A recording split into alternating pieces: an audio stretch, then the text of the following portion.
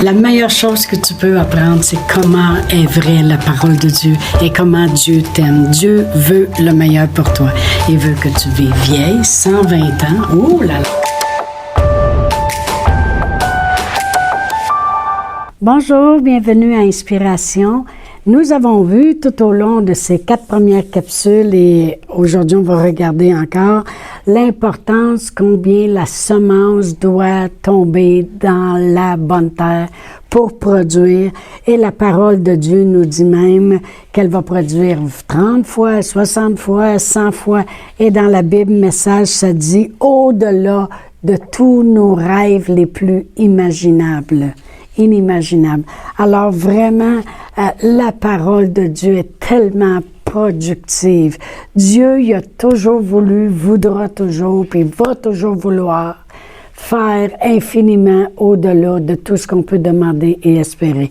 Et vraiment, il nous l'a prouvé en Jésus lorsqu'il est mort à la croix, parce qu'il a fait au-delà pour nous. Jésus a tout accompli ce qui était humainement et spirituellement possible d'accomplir. Amen. Au-delà de nos rêves les plus inimaginables. Amen.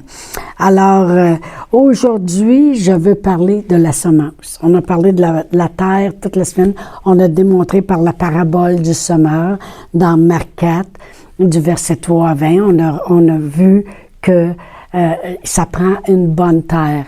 Mais aujourd'hui, je vais mettre un petit peu l'emphase sur la semence. On a vu qu'il y avait 4 sortes de terre et que la bonne terre, elle, allait produire. Amen.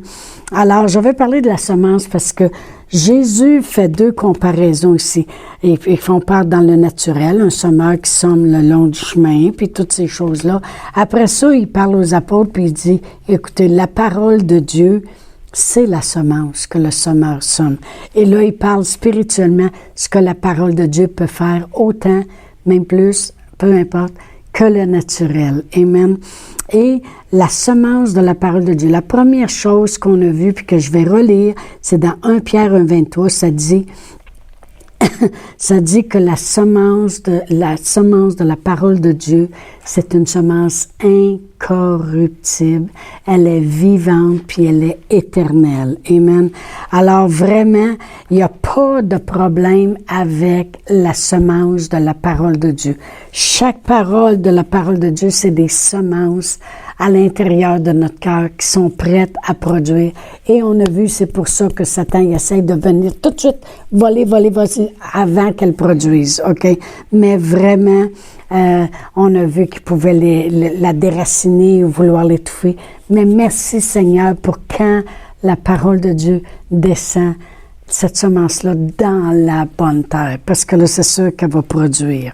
Alors, je veux qu'en restant dans le même contexte de Marc 4, qu'on aille un petit peu plus loin et que je lise le verset 24. Après la parabole, ça dit, il leur dit encore, fait que là, il continuait de parler, il leur dit encore, prenez garde à ce que vous entendez. On vous mesurera avec la mesure dont vous vous serez servi, et on y ajoutera pour vous.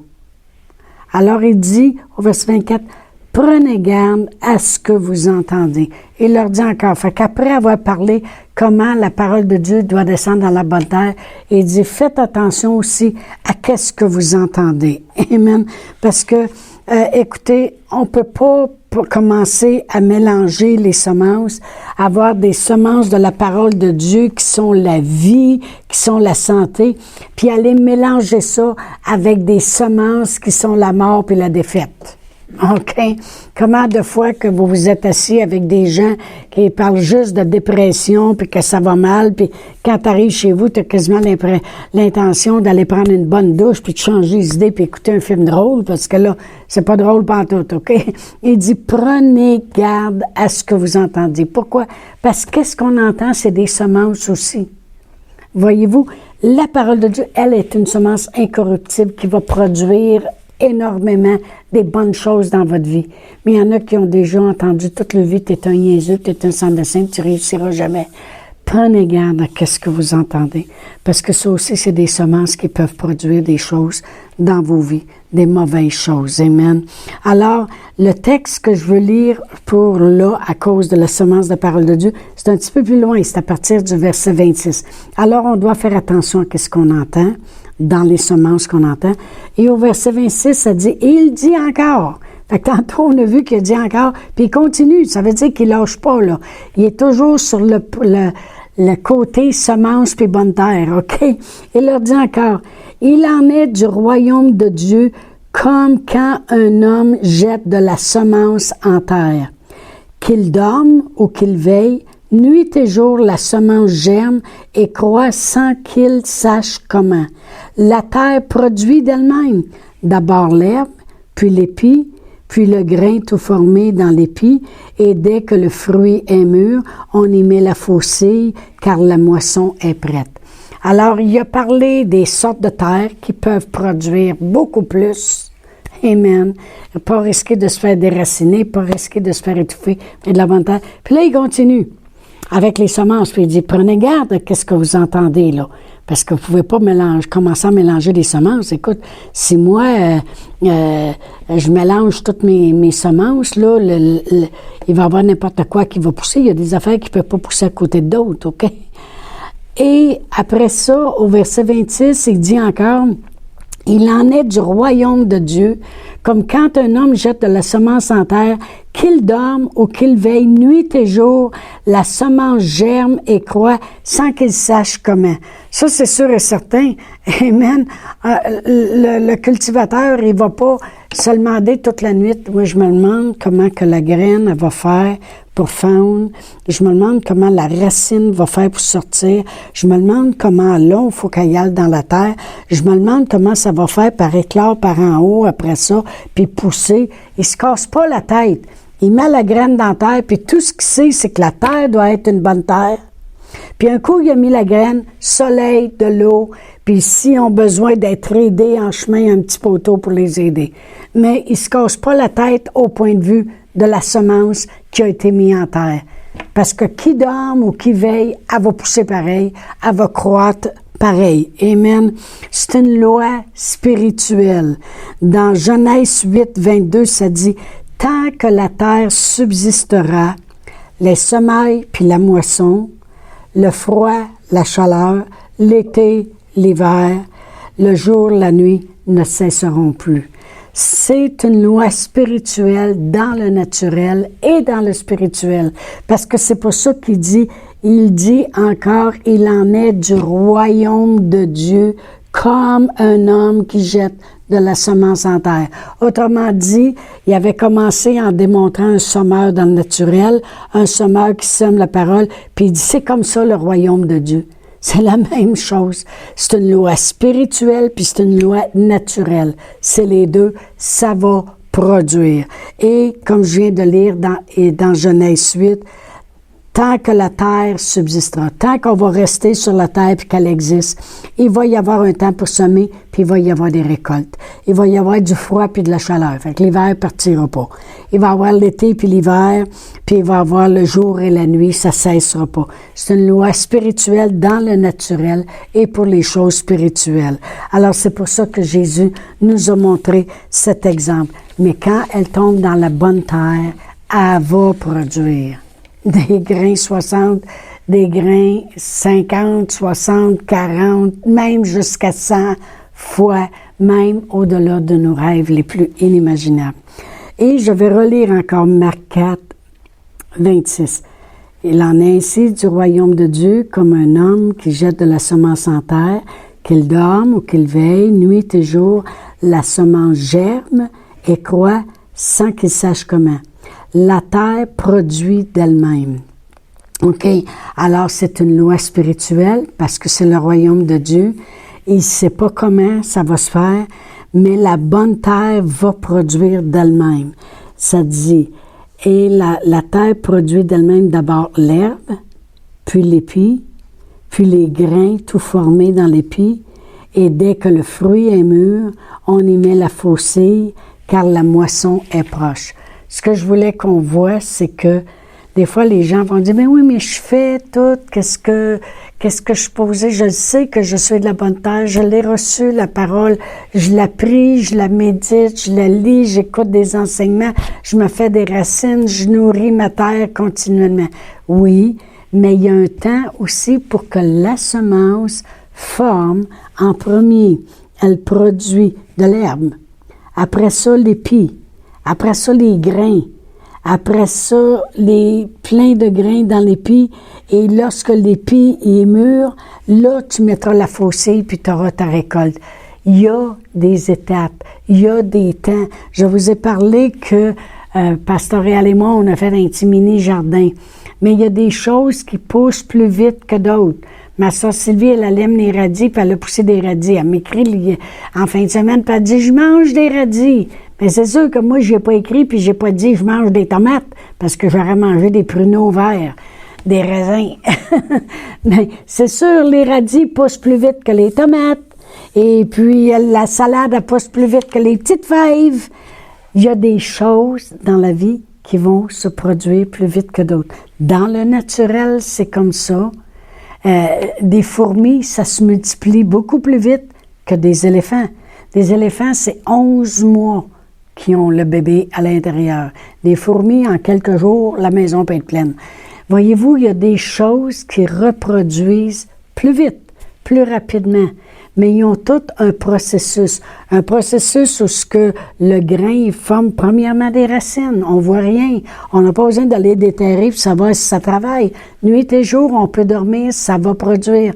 Après ça commence à pousser par en haut. Puis des fois, ça ressemble juste à du foin. Puis tout d'un coup, on voit une tige. Puis tout d'un coup, on voit qu'il y a l'air à se former un épi. Tout d'un coup, il y a l'air à avoir des grains sur l'épi. Puis tout d'un coup, il y a l'air BME. Puis là, on y met la faucille. Il y a des étapes, il y a des choses qui vont plus vite que d'autres. Ta bonne terre, elle va produire beaucoup, mais il y a quand même des étapes. Amen. La semence va toujours produire au-delà dans la bonne terre. Moi, je me souviens d'un Noël en particulier où parce que moi, j'ai souvent prié pour faire un beau Noël, parce que j'avais eu une prophétie quand j'étais jeune chrétienne que il y aurait des grandes réjouissances pour moi à Noël. Puis quand Noël arrivait, je disais ça ressemble pas à des grandes réjouissances. Fait que je le réclamais tous les ans et je le priais, puis je réclamais mes affaires. Et puis il y a un Noël en particulier où ce que c'est arrivé.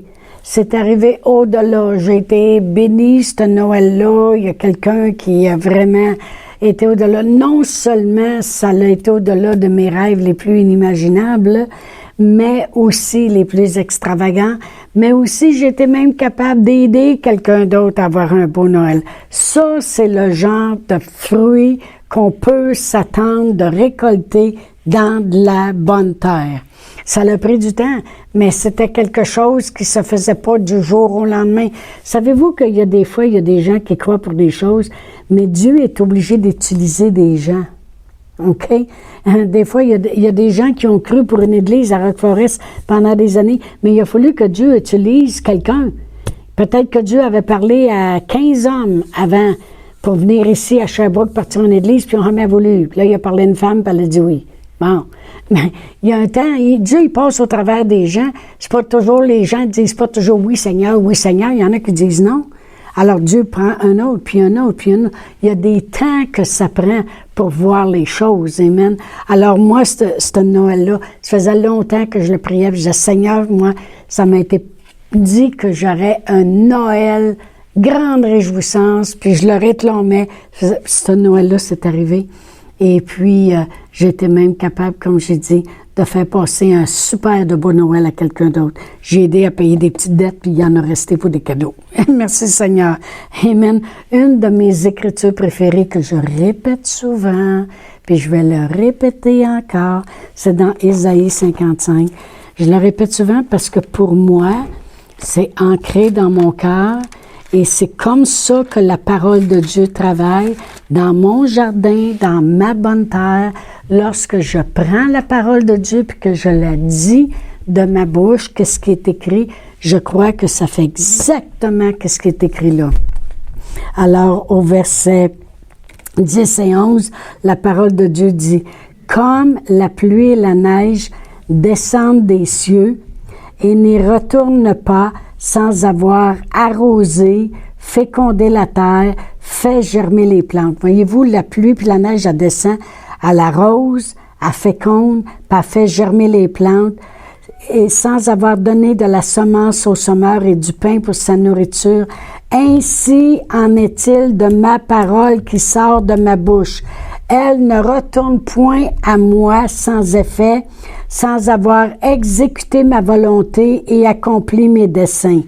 Alors vraiment, il compare ici, il dit, écoute, la pluie descend, a fait féconder la terre, a fait former des racines, a fait pousser, a fait germer, elle donne même du pain. Ben ainsi en est-il de la parole de Dieu. La parole de Dieu, lorsque je l'entends, je parle de moi, ça descend dans de la bonne terre parce que je la cultive, je fais mes devoirs, je fais mes examens, je fais toutes les choses. J'arrête pas de mettre des petits bâtons pour qu'elle reste debout puis que ça reste bien planté.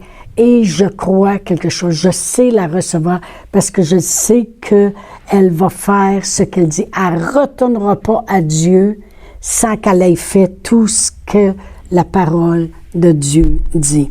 La semence de la parole de Dieu est prête à toujours produire 30 fois, 60 fois, 100 fois, même au-delà de nos rêves les plus extravagants.